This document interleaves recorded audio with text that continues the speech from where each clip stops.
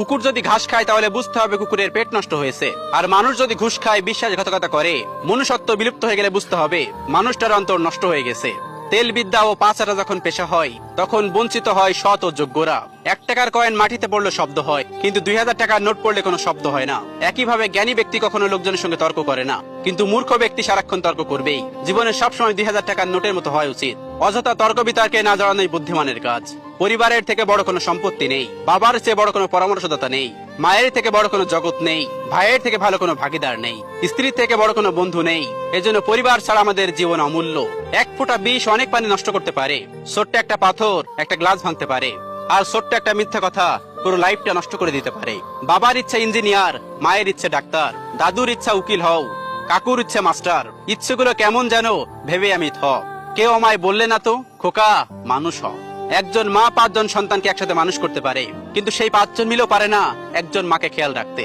বড় গাছ নড়ে কম, বড় মাছের কাটা কম, জ্ঞানী লোকের কথা কম, গুণী লোকের কদর কম, সুস্থ লোকে খায় কম, মূর্খ লোকের আক্কেল কম, নিষ্ঠুর লোকের মায়া কম, শিশুদের হিংসা কম, সৎ লোকের বন্ধু কম, নিঃশ্বাসের বিশ্বাস কম, ভালো কথায় শুভেচ্ছা কম, সত্য কথায় বিশ্বাস কম, শয়তান লোকের লজ্জা কম। চোখ পৃথিবীর সবকিছু দেখতে পায়, কিন্তু চোখের মধ্যে যখন কিছু ঢোকে সেটা দেখতে পায় না। ঠিক সেইভাবেই মানুষ অন্যের সব দোষ দেখতে পায়, কিন্তু নিজের দোষ কখনোই দেখতে পায় না। জিহ্বার কোনো হার নেই, তবু অনেকে হৃদয় ভাঙতে পারে। তাই কাউকে কিছু বলার আগে ভাবুন। রাগ ও জেদ যাদের জীবনে বেশি, তাদের জীবনে কেউ থাকতে চায় না। কষ্ট হলেও সত্যি, অনেকদিন পর আমিও টের পেলাম আমি কারোর প্রিয়জন নই, শুধুই প্রয়োজন। বৈশাখী ঝড়ে ভেঙে যায় ঘর, হৃদয়ে ঝড়ে কেউ হয় পর। অনেক দেখেছি যারা অন্যকে ভালো রাখতে গিয়ে নিজের ভালো বিসর্জন দিয়েছে, দিন শেষে তাদেরই অপরাধের কাঠগড়ায় দাঁড়াতে হয়েছে। খাবার যতই দামি হোক, পচে গেলে যেমন কোনো মূল্য থাকে না, ঠিক তেমনই শিক্ষা যতই থাকুক, মনুষ্যত্ব না থাকলে সেই শিক্ষার কোনো দাম নেই। কারোর সুন্দর চেহারা দেখে মুগ্ধ হয়েও না, কারণ তাহার চরিত্র যদি ঠিক না থাকে তাহলে সুন্দর চেহারা দিয়ে কি করবে। কারোর থেকে ধার নিলে সে চাওয়ার আগেই বা নির্দিষ্ট সময়ের মধ্যেই তার টাকাটা ফেরত দেওয়ার চেষ্টা করুন। এটা আপনার সততা এবং চরিত্রের অনেক কিছু মিন করে। আমরা কালো রঙকে অশুভ হিসাবে দেখি, কিন্তু স্কুলের সেই কালো বোর্ডটি প্রত্যেকটা ছাত্রছাত্রীর জীবন উজ্জ্বল করে দেয়। মা ও স্ত্রী দুজনকে অধিক সমান ভালোবাসা ও সম্মান দেওয়া উচিত, কারণ একজন তোমাকে এই দুনিয়াতে এনেছে, আর অন্য একজন দুনিয়ার সব আপনজন ছেড়ে তোমার কাছে এসেছে।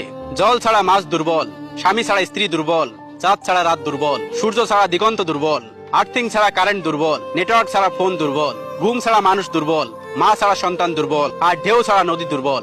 কারো দুঃখ নিয়ে কখনো ব্যঙ্গ করো না, কে জানে কে কি কষ্টের মধ্যে দিয়ে বেঁচে আছে। কাউকে কথা বলার জন্য বাধ্য করো না।